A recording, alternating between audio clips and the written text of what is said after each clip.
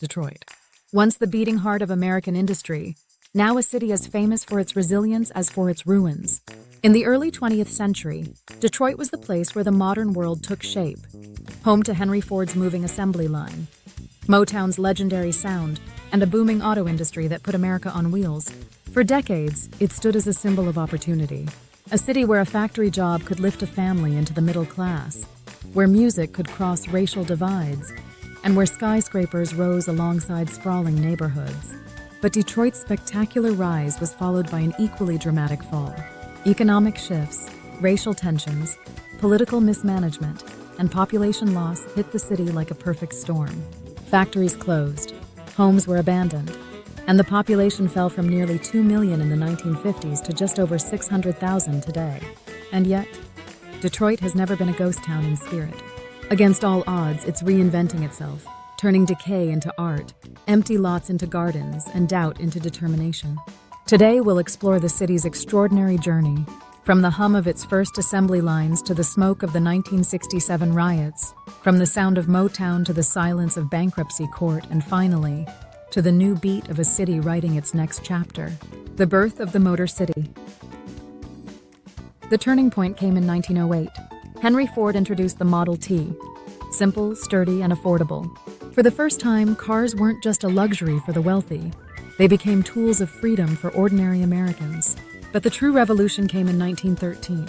Inside Ford's Highland Park plant, workers perfected the moving assembly line, breaking the manufacturing process into repetitive tasks. A car could now be built in just 93 minutes instead of 12 hours. The cost of a Model T dropped to $260 by the 1920s, about $4,000 in today's money. Ford also stunned the business world in 1914 by offering a $5 a day wage, double the industry standard. Critics called it reckless generosity. Ford called it good business. Workers who earned enough to buy the cars they built became loyal employees and customers. This combination of innovation and pay sparked an industrial migration. Tens of thousands came to Detroit. Farmers from the Midwest, immigrants from Eastern and Southern Europe, and during the Great Migration, African Americans fleeing the segregated South in search of better wages and safer lives. By 1930, Detroit's population had quintupled in 30 years, making it the fourth largest city in America. When World War II erupted, Detroit shifted gears.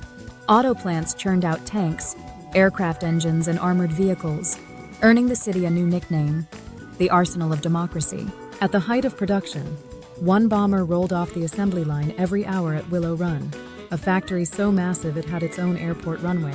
The Motown sound. While Detroit was famous for building cars, it was also about to build something else, a soundtrack for America. In 1959, Berry Gordy, a former boxer and assembly line worker at Ford, borrowed $800 from his family and opened a recording studio in a modest two-story house at 2648 West Grand Boulevard. He called it Hitsville, USA, home to Motown Records. Gordy applied assembly line principles to music production. Songwriters, producers, and musicians each played their part to create a polished, irresistible sound. The result? Chart-topping hits that defined the 1960s. The Supremes' Where Did Our Love Go? The Temptations' My Girl, Marvin Gaye's What's Going On, Stevie Wonder's Signed, Sealed, Delivered. Motown wasn't just about music. It was about integration.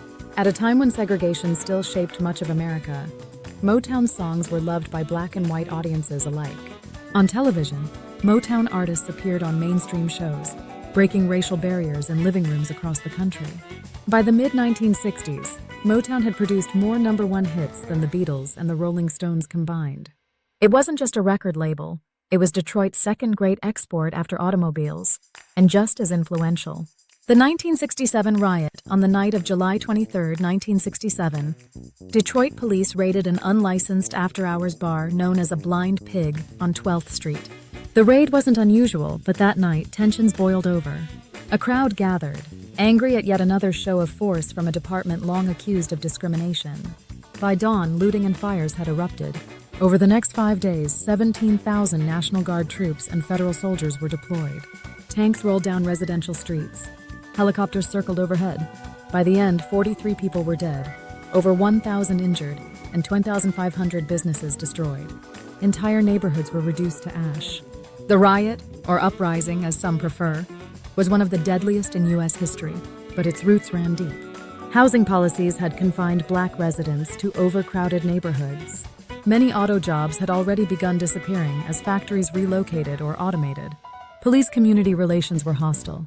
The events of July 1967 were not the cause of Detroit's decline, but they were an accelerant. White flight to the suburbs accelerated dramatically, draining the city's tax base and hastening economic collapse. Enjoying the hidden stories from America's cities? Subscribe to Cityscope USA for more every Sunday. Bankruptcy and recovery fast forward to the early 2000s. Detroit's population had dropped by more than half since its peak. Tens of thousands of homes stood abandoned, their windows shattered, weeds pushing through cracked sidewalks. Basic services faltered. Streetlights failed in large swaths of the city. In some neighborhoods, emergency calls could take nearly an hour to answer. On July 18, 2013, Detroit filed for bankruptcy with debts exceeding $18 billion, the largest municipal bankruptcy in American history. The process was painful. Pensions were reduced, city assets were evaluated for sale, and the Detroit Institute of Arts fought to keep its collection from being liquidated. But the restructuring also provided a clean slate.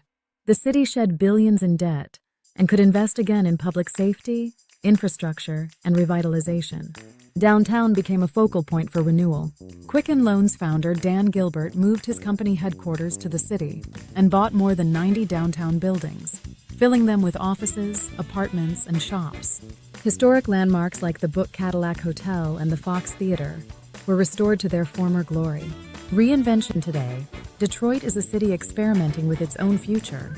In neighborhoods like Corktown, historic buildings are being repurposed into cafes, galleries, and tech hubs.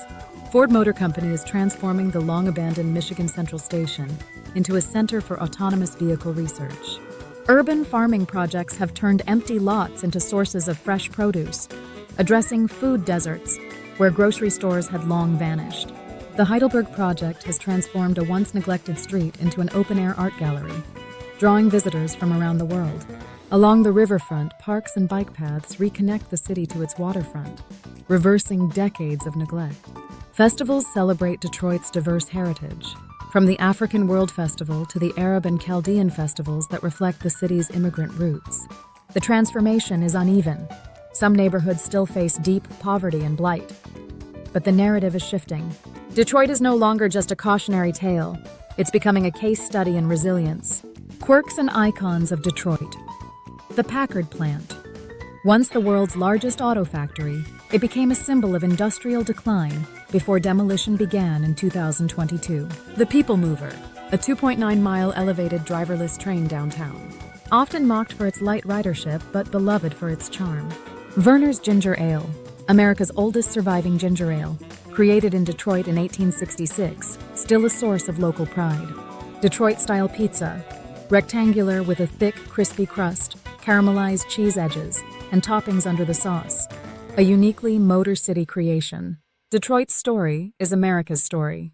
Ambition, innovation, crisis, and reinvention. It built the cars that changed the world, the music that moved it, and lived through challenges that would have broken many other cities. From the first hum of the assembly line to the soulful harmonies of Motown, from the smoke of 1967 to the green shoots of urban farms, Detroit's heart never stopped beating. It simply found a new rhythm. And if you think this city's history is unforgettable, wait until next week, when we visit a southern port city where pirates, earthquakes, and jazz have all left their mark.